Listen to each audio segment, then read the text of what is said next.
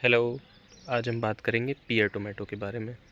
तो अगर आपने मेरी पहली वीडियोस देखी होंगी तो उसमें भी आपने देखा होगा, मैंने बताया था कि कैसे मैंने इस पर पियर टोमेटोज़ लगाए और कैसे उसने मुझे पूरी तरह डिसअपॉइंट किया है। बट इस बार मैं उसमें कुछ आगे ऐड करूँगा, बताऊँगा कि कैसे वो डिफरेंट है बाकी टोमेटो से, क्या आपको उसको लगाना चाहिए, क्या मैं उसको दोबारा लगाऊँगा, इस बारे में पूरी बात करेंगे। सबसे पहले pear tomato is a summer crop. ये मैंने सबसे बड़ी गलती की थी कि मैंने इसको विंटर में लगा दिया था, जैसे कि नॉर्थ इंडिया में हम विंटर में लगाते हैं बाकी टोमेटोज़ को। उस समय इसके पेड़ सब ख़राब भी हो गए थे, कई पेड़ मुझे हटाने पड़े। जो बचे भी थे उसमें बहुत कम फ्रूटिंग हुई, कुछ बस पड़े जा रहे थे, फ्रूटिंग नहीं हो रही थी। सो आई वॉज टोटली डिसअपॉइंटेड। लेकिन जैसे ही समर किक हुआ, अब देख सकते हैं आप काफ़ी अच्छी फ्रूटिंग लग गई है। ये यहाँ पे ये पका हुआ टोमेटो है, ये बाकी आप देखिए यहाँ पर ये खूब ढेर सारे छोटे छोटे टोमेटोज़ हैं।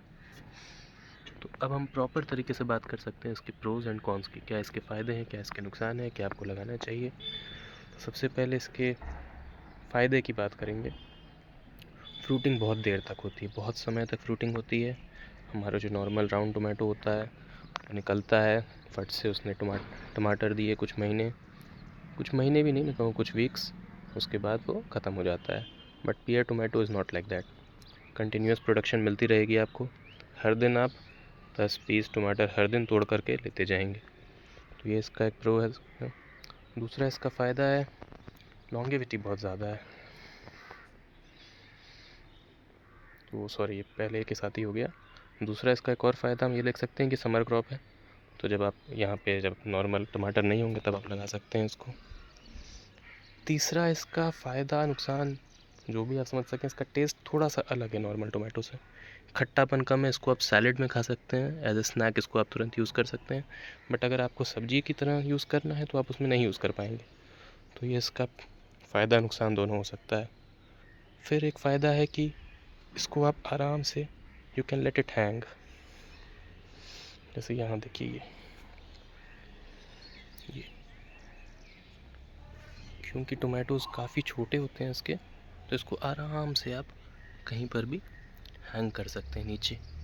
वर्टिकल स्पेस का अच्छा यूज़ हो जाता है, कोई बांधने की ज़रूरत नहीं है, नॉर्मल तरीके से अपना हैंग कर दिया और ये अपना काम करेगा। अब बात करते हैं इसके नुकसान की। तो सबसे पहला नुकसान तो यही है कि बहुत समय लेता है फ्रूटिंग में। जैसे मैंने इसे विंटर में ही लगा दिया था, तो मुझे नहीं पता अगर मैं समर में लगाऊंगा तो ये जल्दी हो जाएगा कि नहीं। बट अगर मैंने विंटर में लगाया तो पूरा विंटर इसने निकाल दिया, बहुत कम फ्रूटिंग थी, समझिए ना के बराबर फ्रूटिंग थी। समर में जाकर के इसने फ्रूटिंग शुरू की, तो अब जबकि मेरा मूड है कि मैं दूसरा कोई क्रॉप लगा लूँ, तब जो है पियर टोमेटोज़ निकल रहे हैं। तो मेरा बेड एक तरह से काफ़ी लंबे समय के लिए ऑक्यूपाई हो गया। दूसरी बात, साइज़ इसका काफ़ी छोटा है, काफ़ी छोटा है। मैं आपको दिखाता हूँ, यही इसका साइज़ है, फाइनल साइज़ है, इससे बड़ा ये नहीं होता है। तो ये भी एक बहुत बड़ा नुकसान है। तीसरा, it is not as exciting, because flavour इतना ज़्यादा नहीं है इसमें, काफ़ी नॉर्मल सा है। तो इस एज अ स्नैक काफ़ी अच्छा है, but it's not that exciting, उतना मज़ेदार टेस्ट नहीं आता है। तो अब मैं बात करूँगा क्या मैं इसे दोबारा लगाऊँगा। मोस्ट प्रोबेबली नहीं, नॉर्मल टोमेटोज़ ही मुझे लगता है बेटर थे। कोई और न्यू वैरायटी मिलेगी तो मैं ज़रूर ट्राई करूँगा, लेकिन फ़िलहाल पियर टोमेटो का तो मुझे दोबारा लगाने का कोई मूड नहीं है। क्या आपको इसको लगाना चाहिए?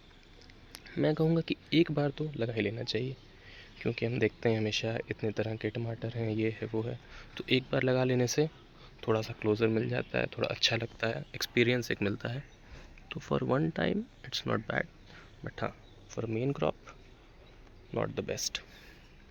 सो दैट्स ऑल।